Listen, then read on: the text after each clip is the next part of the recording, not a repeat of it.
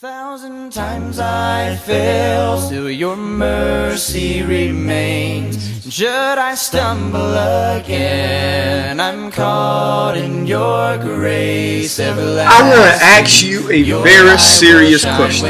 How convicted are you about your religious faith? Do you put your faith beyond everybody and everything and every situation that could come up in life?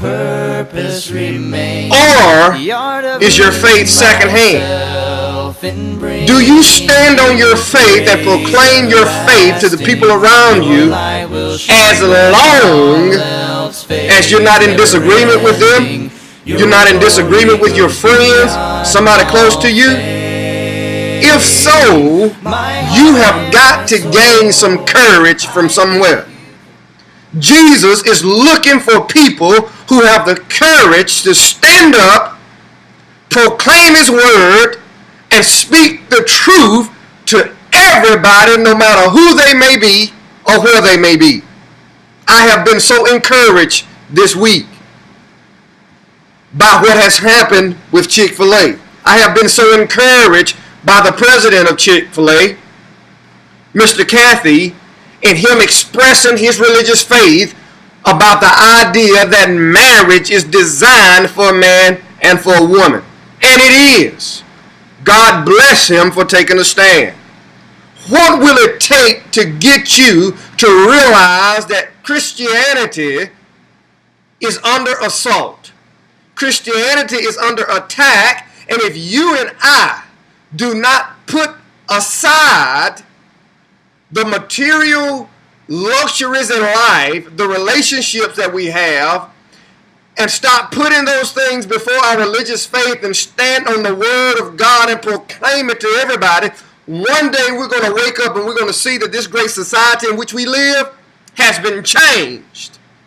And then we'll ask the question, what happened? Paul was locked up in prison. In Philippians chapter 1 and verse 17, Paul was locked up in prison because he refused to be silent.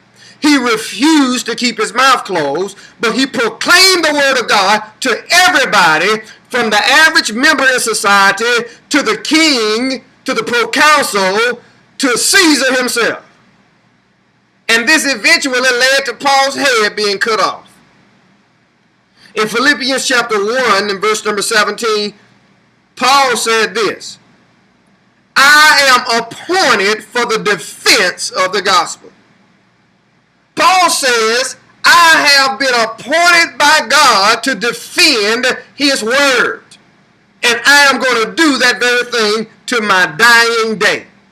We have a responsibility as religious people to proclaim the message of Christ to everybody, whoever they may be. And when we see people degrading the word of God and trampling over the word of God, it is our responsibility to proclaim it to the highest then. It is our responsibility to speak out against those people and show the world the power of the message of Christ. In Jude, it only has one chapter.